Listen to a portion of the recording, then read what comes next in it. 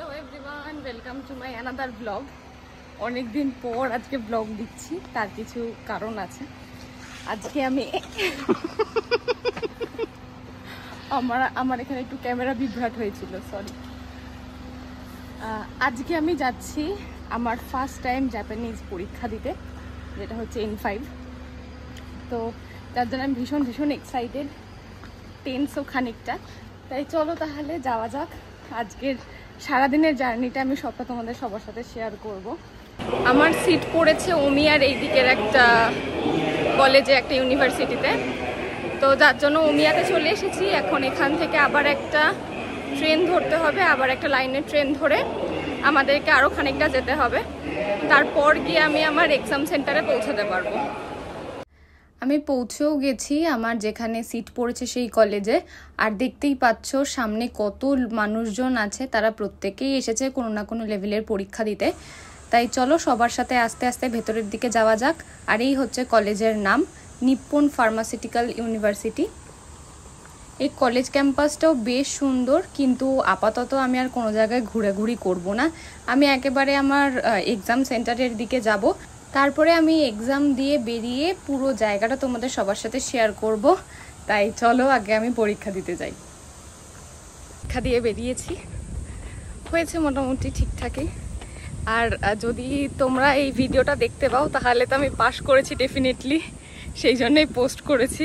পরীক্ষা দিয়ে বেশ ভালো লেগেছে, একটা নতুন ধরনের এক্সপিরিয়েন্স। যদি মানে ঠাকুরের কৃপায় হয়ে যায় তাহলে খুব খুশি হব। আর এই ক্যাম্পাসটা অনেক সুন্দর। চলো তাহলে এই কলেজ ক্যাম্পাস থেকে আমরা আস্তে আস্তে বেরোই। এখানে খাওয়া দাওয়ার সেরকম কিছু ব্যবস্থা নেই, তো আমরা স্টেশন যাব, সেখানে গিয়ে খাওয়া দাওয়া করবো দুপুরে।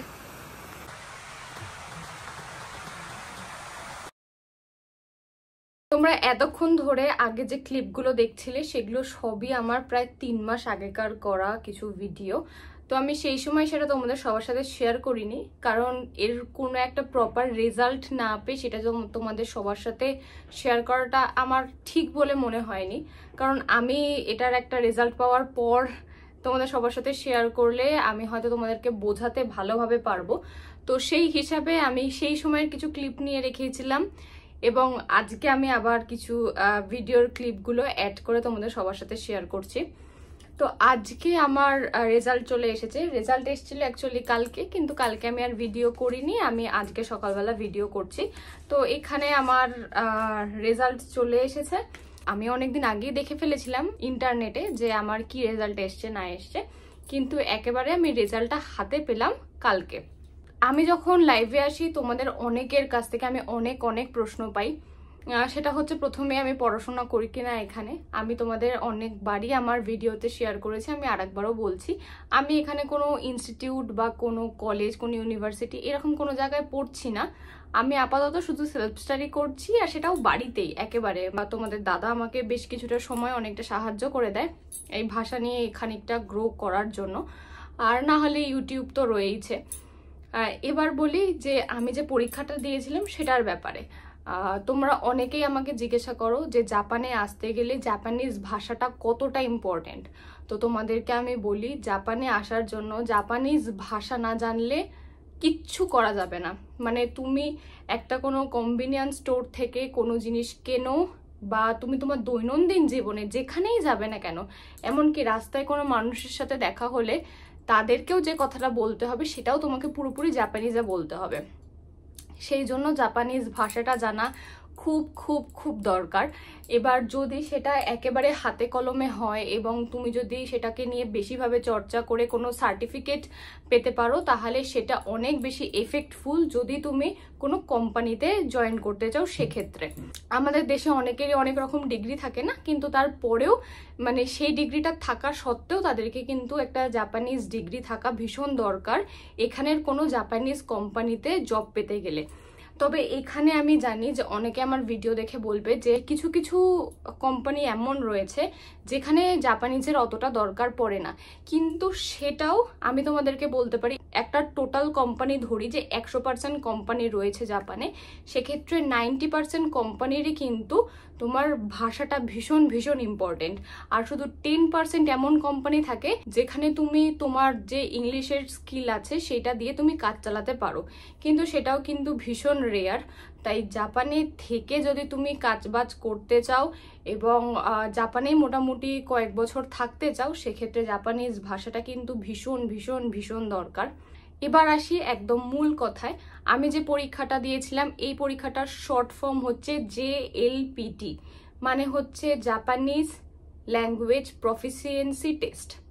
ওকে, এই এক্সামটা হয় মোটামুটি 5টা লেভেলে, N5, N4, N3, N2 এবং N1। এখানে সব থেকে যেটা লোয়েস্ট লেভেল সেটা হচ্ছে N5 এবং সব থেকে যেটা হাইয়েস্ট লেভেল সেটা হচ্ছে N1। আমি যে এক্সামটা দিয়েছিলাম সেটা হচ্ছে N5, মানে একদম সব থেকে যে প্রথম ধাপ যেটাকে বলে, আমি একেবারে জাপানিজের সেই প্রথম ধাপের জন্য নিজেকে প্রিপেয়ার করেছিলাম এবং সেই পরীক্ষাটা দিয়েছিলাম। ভগবানের কৃপায় প্রথম চান্সে সেটা সাকসেসফুল হয়ে গেছে, কিন্তু এখনো প্রচুর প্রচুর প্রচুর পড়াশোনা করতে হবে, অনেক কিছু জানতে হবে যাতে আমি N1 পর্যন্ত সবটা কমপ্লিট করতে পারি এবং এত সুন্দর সুন্দর সুখবর তোমাদের সবার সাথে শেয়ার করতে পারি।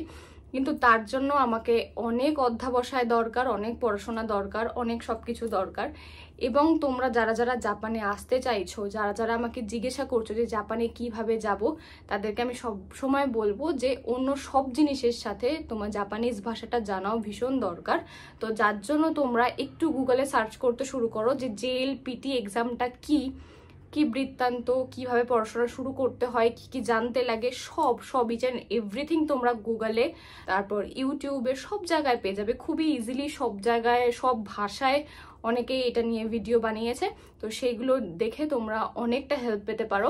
আর তোমাদের এটা সম্বন্ধে যদি কোনো কিছু আরও এক্সট্রা জানার থাকে তাহলে সেটা ডেফিনেটলি আমাকে জানিও। আমি যেটুকু জানি সেটুকু তোমাদের সবার সাথে শেয়ার করার চেষ্টা করব। আর এই এক্সামটা হয় 3টে পার্টে।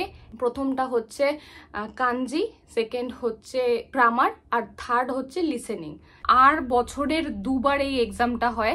একটা বেসিক্যালি জুলাই মাসের প্রথম সপ্তাহে যে রোববারটা পড়ে সেই সময় হয়, আর একটা টাইমে হয় ডিসেম্বরের প্রথম যে রোববারটা থাকে সেই সময়। আর তোমরা এই বিষয়ে যদি নতুন করে কিছু জানতে চাও তাহলে সেটা ডেফিনেটলি আমাকে কমেন্ট করে জানিও। আর আশা করি আজকের ভিডিওটা তোমাদের সবার খুব ভালো লেগেছে, আর তোমরা আমার সাথে থেকো, পাশে থেকো আর সাপোর্ট করতে থাকো। টাটা।